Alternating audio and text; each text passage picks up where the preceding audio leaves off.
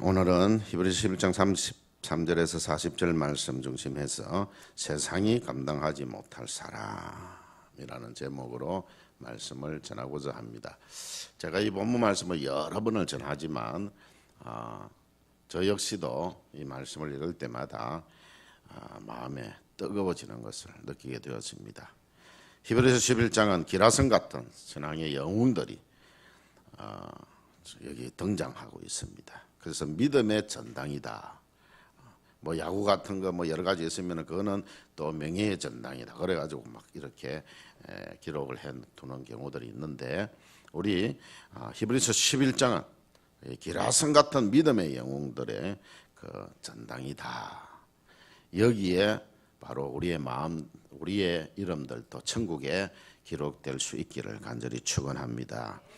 여기에 등록된 믿음의 영웅들에 대해서 읽다 보면 정말 자신도 모르게 가슴이 뜨거워지는 것을 느낍니다. 특히 두 주먹을 불 끈지게 만드는 것은 33절 말씀부터입니다.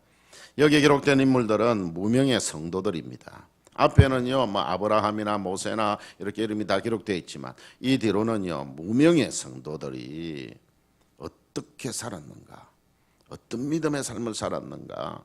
그들은 위대한 선지자도 아니었고 예언자도 아니었습니다. 그저 우리와 똑같이 가정을 꾸리고 살고 있었고 직장 생활하고 돈 버는 평범한 사람들이었습니다.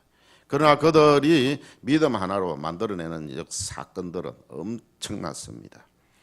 본문은 믿음으로 말미암는 승리를 두 가지로 말씀합니다. 33절로 35절 상반절까지는요, 대적을 이기는 믿음에 대해서 말씀하고 있으면서 이것을 우리는 정복자의 믿음이다.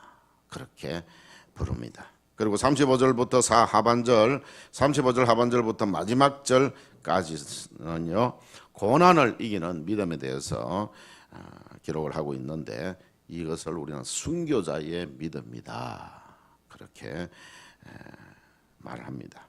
이렇게 믿음은 우리로 하여금 정복자가 되게 할 수도 있고 또 순교자가 되게 할 수도 있습니다. 참 내가 정복자로 믿음을 나타내야 될 것인가, 순교자로 내 믿음을 나타내야 될 것인가는 참 우리가 잘 구분해야 됩니다.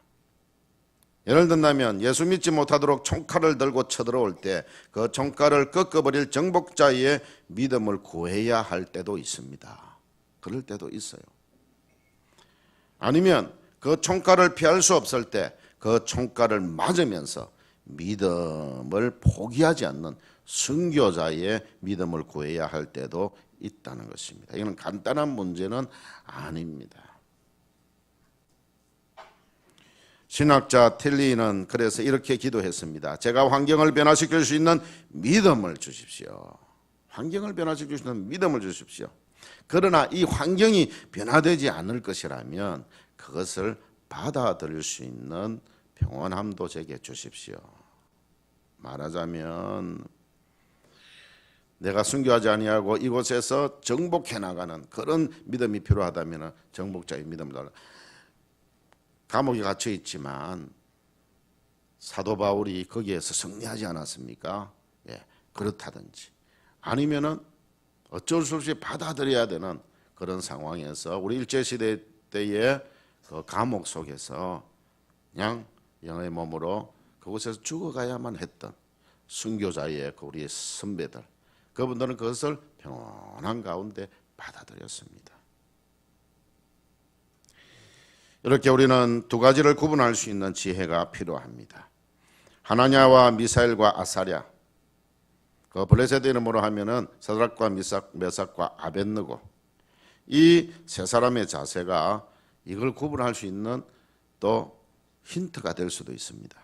자, 그들은 풀무불에 집어 던지겠다고 위협하는 느부갓네살 왕 앞에서 이렇게 외쳤습니다. 왕이여, 우리가 섬기는 하나님이 계시다면 우리를 맹렬히 타는 풀무불 가운데서 능히 건져내시겠고 왕의 손에서도 건져내시리이다. 그렇게 하지 아니하실지라도 왕이여, 우리가 왕의 신들을 섬기지도 아니하고 왕이 세우신 금신상에게 절하지도 아니할 줄 아옵소서.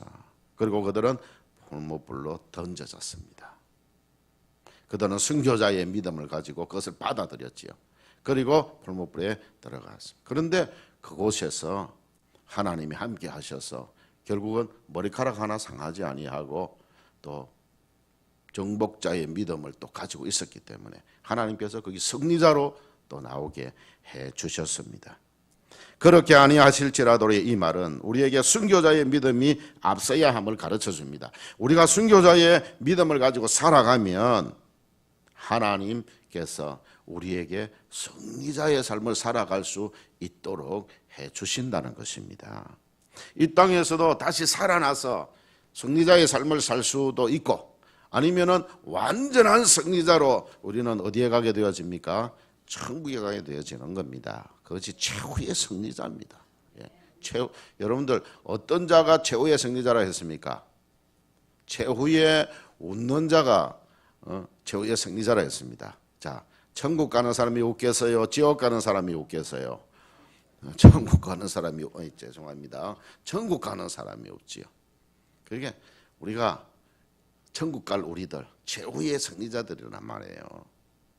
그러니까 그렇게 하지 아니할지라도 우리가 하나님을 믿는 믿음 가지고 이 생명까지도 하나님을 위해서 내어놓겠습니다. 그렇게 사는 사람은 그래서 또 죽음을 맞이하는 사람은 최후의 승리자가 되어지는 겁니다.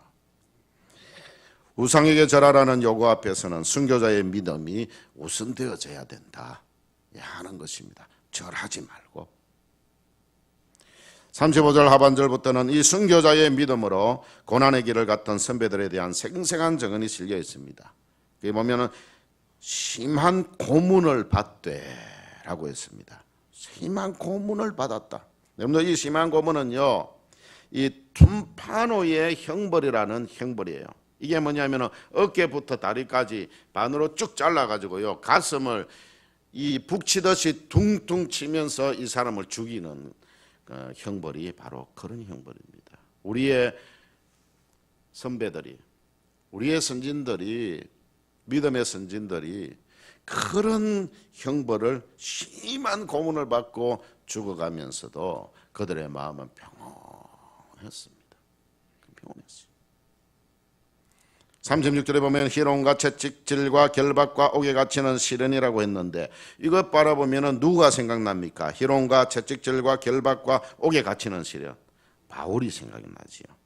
바울이 선교 여행을 다니면서 이런 고난들을 무수히도 당했습니다. 그때 살 소망이 사라지고 사형 선고 받은 줄 알았다고 그런 고백을 했습니다. 그러나 그런 가운데에서도 하늘의 소망을 가지고 그렇게 살았던 그런 믿음의 선배였습니다. 37절에 보면은 돌로 치는 것. 자, 돌로 쳐서 죽임을 당한 사람이 있지요. 스데반이지요. 스데반이 복음을 전하다가 유대인 극렬 분자들에게 돌을 맞아 순교를 당했습니다. 구약에서는 사가랴 선지자가 우상 숭배를 경고하다가 돌로 쳐서 죽임을 당하는 경우도 있었습니다. 하나하나 생각해 보십시오. 과연 나에게 그런 핍박이 온다면 나는 어떻게 할 것인가? 나는 어떻게 할 것인가? 그냥 도망가 버리고 거기에서 다시는 예수 안 믿겠다고 다시는 교회 안 나가겠다고 그렇게 하면서 하나님을 떠나버리겠습니까? 아니면 정말 세상이 감당하지 못한 그런 사람이 되어 살겠습니까?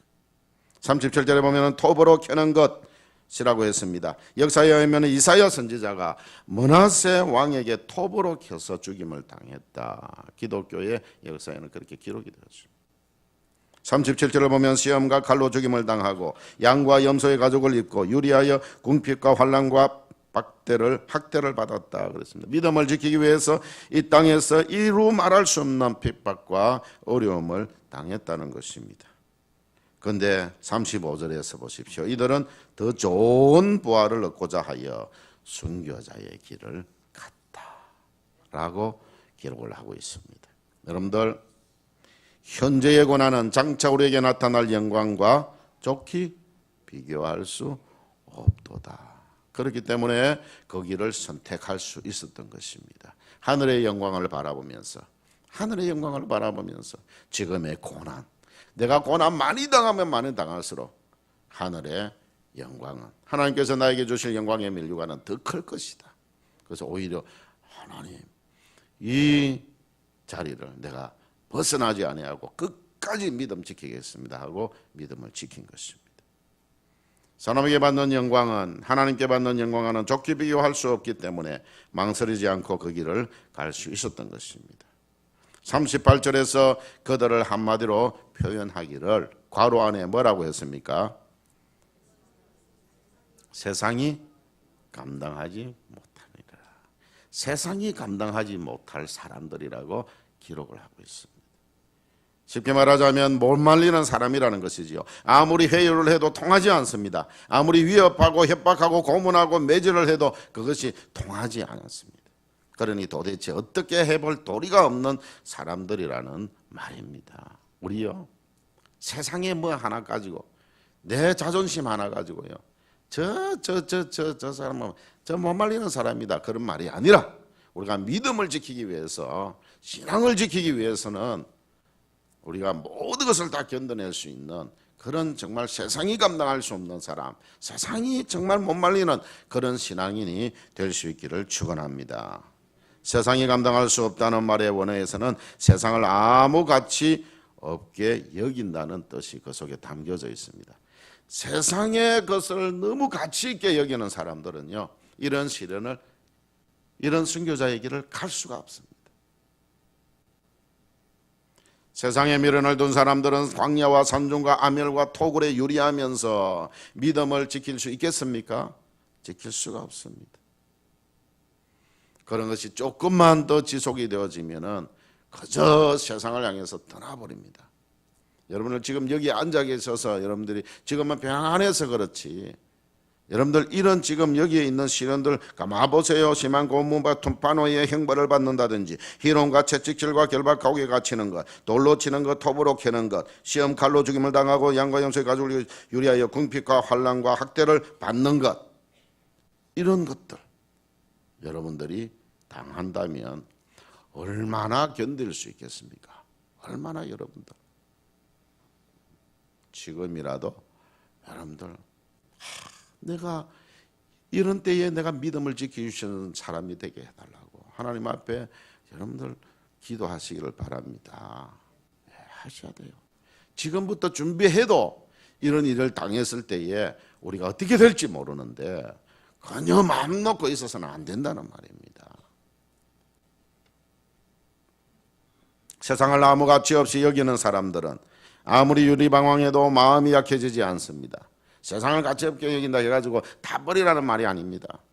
세상의 것을 가지고 하나님의 영광을 위해서 하나님을 기쁘시게 하고 교회를 유익되게 하고 여러분들이 그렇게 살아가게 되어지면은 세상의 것에 가치를 두지 않은 것이 아니라 하늘의 상급 쌓는 일을 위해서 여러분들 하시면은요, 그것이 바로 세상의 것을 가치 없게 여기는 사람이라는 말입니다. 여러분들 이런 사람들은요, 다 빼앗는다고 겁을 주어도 세상의 것을 아예 무가치하게 여기기 때문에 가져가든지 말든지 마음대로 하라는 것입니다. 내 생명까지도. 이거는 유한한 것이잖아요.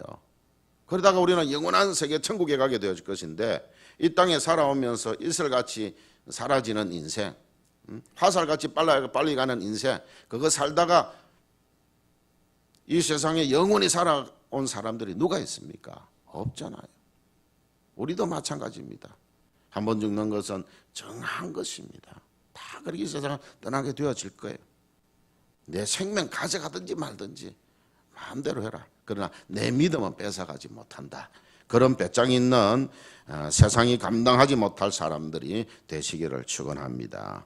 칼빈은 이 구절을 이렇게 주석을 했습니다.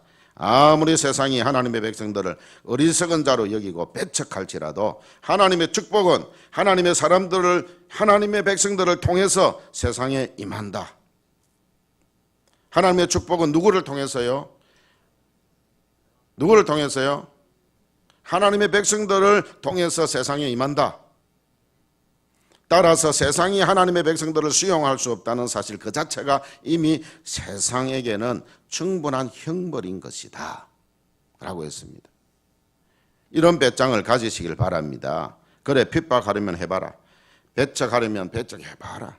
하나님의 축복은 우리를 통해서 임하기 때문에 우리를 핍박하면 할수록 너희들 손해다. 이런 배짱 가지고 살아야 됩니다. 하나님의 축복은 누구를 통해서요?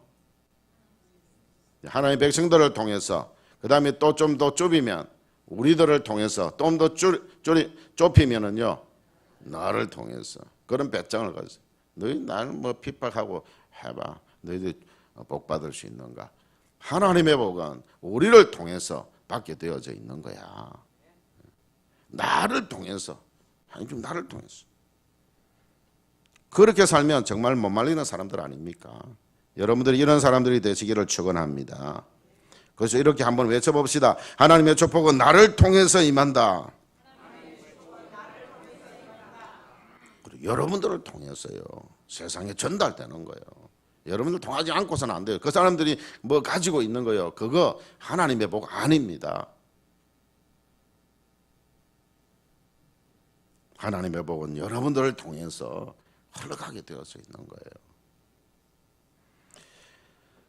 한상동 목사님, 우리 교단에서 아주 훌륭한 믿음의 선배인 한상동 목사님은 신사참배를 반대하다가 1941년 8월 25일 평양 형무소에 투옥이 되어집니다.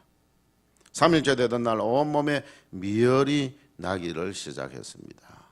제가 지금 목소리가 좀 좋지 못하고 나도 미열이 조금 나고 있는데, 요즘 새벽에는 상당히 좀 추울 정도로 그렇게 되어지고, 오늘 아침에는 우리 7768이 저게요, 배터리가 다 나가버려 가지고 제가 거기 긴급 출동 그래가지고 약 한 2시간 동안 좀 그런 식으로 좀 하다 보니까 목소리가 좀 갔는데, 지금 한상동 목사님은 이렇게 저처럼 자유로운 몸이 아니고 영의 몸이 되어져서 감옥에서요, 형무소에서 이제 미열이 나는 그런 고통이 왔습니다. 오돌오돌 추워지면서요, 도무지 견딜 수가 없었습니다. 끙끙 앓고 있는 것을 보고는요, 간수가 그러다가 의사 앞에 보였습니다. 보니까 폐결핵이었습니다. 독방으로 옮기고 가서가 간수가 주먹밥을 던져주면서 당신 살아나가기는 걸렀어. 그러니 쓸데없는 고집 부리지 말고 그냥 항복하고 나가서 요양이나 해. 죽어나가기 싫거든 그렇게 해라고 말을 했습니다. 폐병이라는 말에 한 목사님은 삶에 대한 미련을 완전히 포기했다고 합니다. 차라리 잘된 일이야. 오랫동안 감옥 속에서 고통을 당하기보다는 차라리 빨리 천당하는 것이 낫겠다고 생각을 한 것입니다. 그러니까 마음속에 평안이 찾아온 거예요. 마음의 평안. 사람들은 막 살려고 노력하잖아요. 그런데 순교를 그대로 받아들인 것이에요. 이듬해 봄에는 몸이 더 쇠약해졌습니다. 기침이 심해지고 목에서는 피까지 솟구쳤습니다. 의사가 와서 보고는 병보석을 받으라고 합니다. 그 당시 형무소에서는 여간해서 병보석을 해주지 않았습니다. 이런 자기들을 보면 정치범이지요. 이런 사람 막 사람들을 선동하고 막 그러니까. 근데 이 죄수는 생명이 얼마 남지 않았다고 생각해서 이제 나갈 준비를 하라고 했습니다. 그런데 한 목사님은 나가지 않겠다고 거절을 했습니다. 다음 날도 287번 오늘 나가시오. 그렇게 하는데도 안 나가겠다고 버티는 겁니다. 다른 사람들은 보석을 못 얻어서 야단인데 이 사람은 나가라 해도 안 나갑니다. 그리고는 묵묵히 눈을 감고 기도를 합니다. 의사가 그 죄수를 보면서 두려움을 느꼈다. 그렇게 고백을 했습니다. 여러분들 도대체 누가 누구에게 두려움을 느껴야 합니까? 죄수가 생명줄을 쥐고 있는 의사에게 두려움을 느껴야 됩니까? 아니면 의사가 죄수에게 두려움을 느껴야 됩니까? 이건 정반대가 되어져 버렸어요. 세상이 감당할 수 없는 사람이지 않습니까? 여러분 이쯤 되면 정말 세상이 감당하지 못할 사람입니다. 죽을 것이라고 하니까 차라리 잘 되었다고 하고, 감옥에서 내보내주겠다고 하니까 안 나가겠다고 하니, 이런 한상동 목사님은 세상이 감당치 못할 사람이었습니다. 사랑하는 성도 여러분, 우리 모두 거룩한 순교 정신으로 영적으로 어둡고 혼탁한 이 세대를 이기는 믿음의 승리자들이 되시기를 축원합니다. 여러분들, 지금 이 땅이 굉장히 지금 살얼음 반을 걷고 있지 않습니까? 우리는 하나님 바라보니까 평안한데 사실 다른 사람들은 사실 굉장히 힘들어하고 있어요. 이 상황을 믿지 아니하는 사람들은요 굉장히 힘들어하고 있어요. 전쟁이 터질까? 이게 핵을 쏘아버리면 어떻게 되지? 그런 것 때문에 불안해하고 있어요. 우리처럼 이렇게 평안한 사람들 없어요. 밖에 나가보면은요 힘들어하고 있어요. 그렇게 되면 어떻게 되지? 전쟁이 터지면 어떻게 되지? 그럴 수 있어요. 그러나 오늘 이 말씀 굳게 붙드시고 우리도 이 믿음의 선진들처럼 이 위대한 믿음의 선진들처럼 우리도 이 믿음 굳게 붙들고 거룩한 순교 정신으로 우리가 살아간다면 우리들도 믿음의 성리자들이 되어져서 이 히브리서 11장에 여기에 이 사람들은 세상이 감당치 못할 사람들이라고 하는 이 안에 저와 여러분이 다 들어가게 되어질 것입니다. 그렇게 되어지기를 간절히 축원합니다. 기도하시겠습니다. 하나님 아버지, 우리 모두 거룩한 순교 정신으로 영적으로 어둡고 혼탁한 이 시대, 전쟁의 위협으로 말미암아 지금 굉장히 힘들어하고 있는 이 시대를 이기는 믿음의 승리자들로 살기를 원하오니 성령으로 기름 부어 주시옵소서.